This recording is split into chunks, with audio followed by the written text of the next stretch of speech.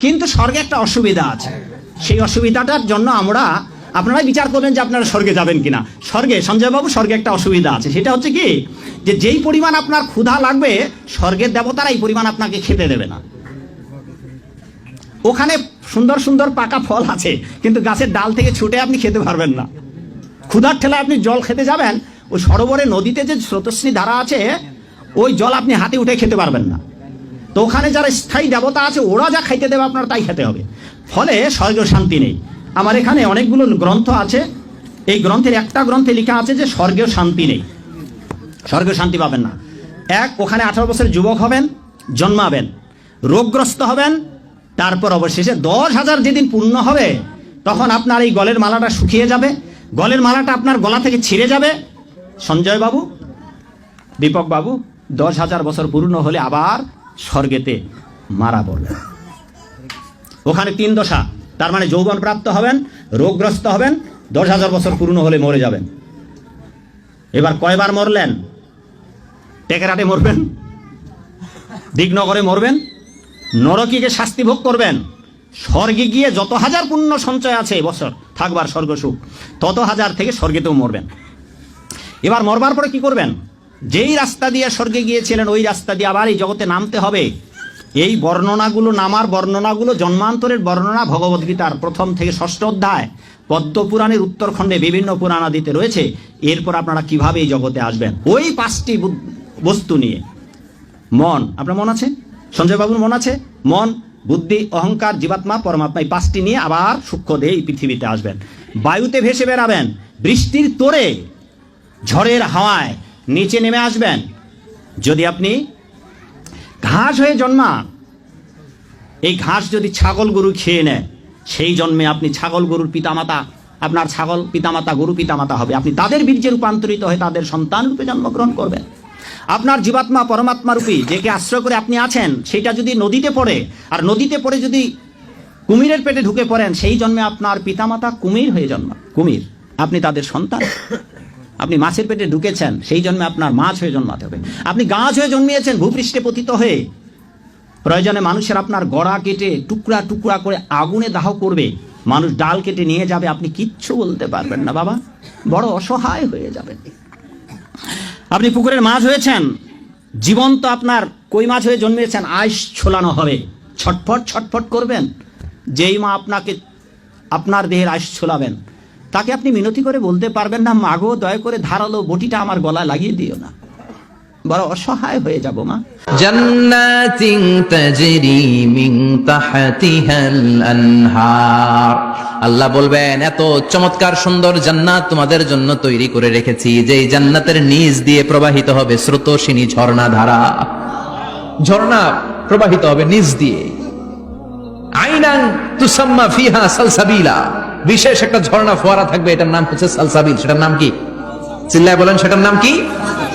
এভাবে জান্নাতীরা ডানে বায়ে সামনে পেছনে জান্নাতের নাজ নেয়ামত দেখতে থাকবে। নাজ নেয়ামত দেখা শেষে এবার খাবারের পালা। কিসের পালা? ফুড এন্ড রিফ্রেশমেন্ট জান্নাতীদেরকে দেয়া হবে, খাবার দাবার। সর্বপ্রথম জান্নাতীদেরকে কি খাওয়ানো হবে জানেন? বুখারীর বর্ণনা, আউয়ালু মা ইয়াকুলু বিহি আহলুল জান্নাহ ফাজিয়াদাতু কাবিদিল হুত, the first meal and snacks will be served for the Jannah holder is fish liver fry, মাছের ভুনা কলিজা। সুবহানাল্লাহ, বাড়িতে কে করেন? মাছের ভুনা কলিজা খাবেন? যে ভুনা কলিজার কথা শুনে অনেকে জিহ্বায় পানি চলে আসছে। ফিশ লিভার ফ্রাই ফাজিয়াদাতু কাবিদিল হুত, প্রথম জান্নাতে এটা দেয়া হবে। মাছের ভুনা কলিজা পেয়ে জান্নাতীরা কোপায় ফেলবে, কোপাইয়া কোপা শামসু বানায় দিবে। খাইতে খাইতে শেষ, ফেরেশতারা বলবে এত খাইয়েন না, সামনে আরো আছে। সুবহানাল্লাহ কইবেন না? ওয়ালাহামি তাইরিম মিম্মা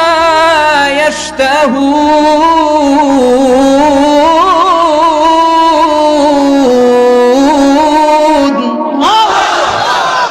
ওয়ালাহমি তাইরিম মিম্মা ইয়াশতাহুন, মাছের ভুনা কলিজা দেওয়ার পরে জান্নাতীদের সামনে ট্রেতে করে ফেরেশতারা পাখির ভুনা গোশত নিয়ে আসবে। পাখির ভুনা গোশত খান, খেতে থাকবে। উকুলুহা দাইম, 24 আওয়ার সার্ভিস। জান্নাতের ভেতরে বিশাল বানকিউট হলের ভেতরে এই পার্টি হবে, নৈশভোজ, বারবিকিউ ডিনার, বড় বড় পার্টি হবে, খাওয়া দাওয়া শুরু হবে। এবার কলিজা ধুইয়া জান্নাতীরা কোপানো শুরু করবে পাখির ভুনা গোশত, সুবহানাল্লাহ পড়ে। একটার চেয়ে আরেকটা সুস্বাদু। বাফেট ডিনার বা বুফে ডিনার নাম শুনছেন না? 5 স্টার 7 স্টার হোটেলের ভেতরে আপনাকে কেউ সার্ভ করবে না, প্রায় 30-40 পদের খাবার একসাথে রেখে দেয়া, এটার বলে বাফেট ডিনার।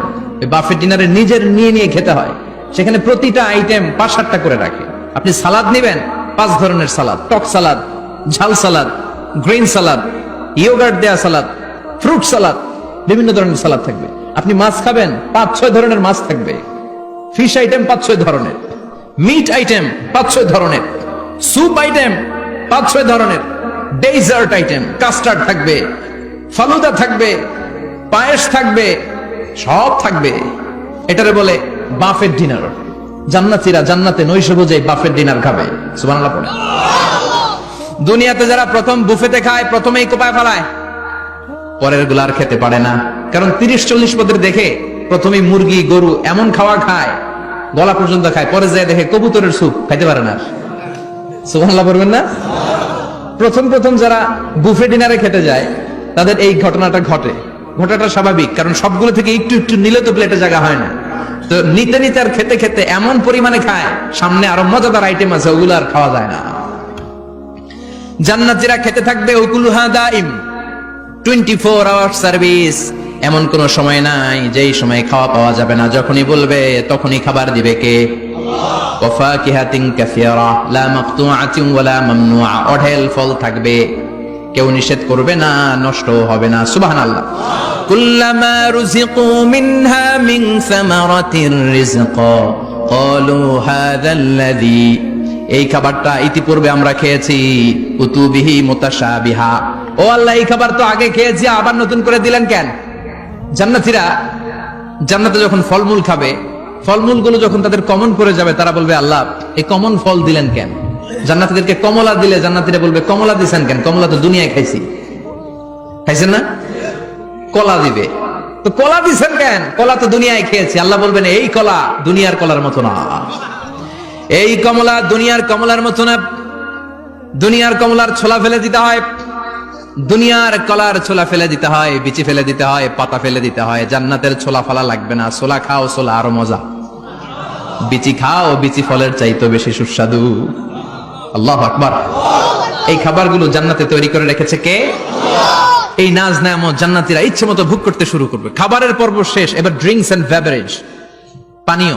ড্রিঙ্কস এর দরকার আছে না নাই? জান্নাতে যত খাবার আপনারা খাবেন, যত পানীয় খাবেন, এগুলোরে পবিত্র করে তৈরি করেছে কে? আল্লাহ। ওয়াসাকাহুম রাব্বুহুম শারাবান তাহুরা, সব ড্রিঙ্কস গুলো হবে পবিত্র। দুনিয়ার বুকে আমাদের জন্য মদ খাওয়া হারাম করেছে কে? আল্লাহ। জান্নাতে ওই মদ খাওয়াকে বৈধ করে দিবে কে? আল্লাহ। 4 ধরনের শরাবের ঝর্ণা থাকবে, অঢেল ঝর্ণা, লিমিটেড নয়, আনলিমিটেড। যার যত মনে চায় শুধু খাবেন আর খাবেন, সুবহানাল্লাহ।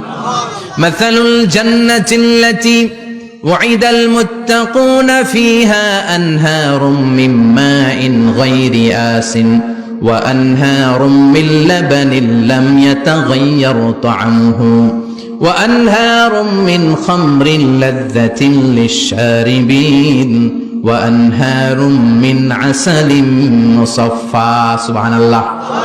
4 ধরনের পানির ঝর্ণা। কয় ধরনের? 4 ধরনের শরাব থাকবে আপনাদের জন্য।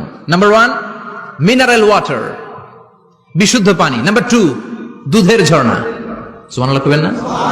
নাম্বার 3 মধুর ঝর্ণা। নাম্বার 4 মদের ঝর্ণা।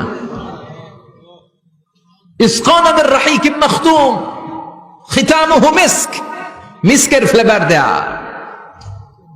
জঞ্জাবিলের আদার ফ্লেভার দেয়া, মিজাজুহা কাফুরা, কর্পূরের ফ্লেভার দেয়া, তাসনিমের ফ্লেভার দেয়া, সিল্ড নেক্টার, জান্নাতের সুন্দর সুন্দর ফুলের নির্যাস থেকে রস নিয়ে এই মধুগুলোকে জান্নাতীদের জন্য তৈরি করবে কে? আল্লাহ বলবেন ড্রিঙ্কস খাওয়ার সময় কোনো নিয়ম নাই যে এতটুকু খেতে পারবা অতটুকু পারবা না, 2 গ্লাস পাবা 3 গ্লাস পাবা না, এমন নিয়ম নাই। 4টা বিশাল বিশাল ঝর্ণা আমি দিয়ে দিলাম, পানির ঝর্ণা। দুধের ঝর্ণা, মধুর ঝর্ণা, মদের ঝর্ণা, যত মনে চায় পান করো। সুবহানাল্লাহ।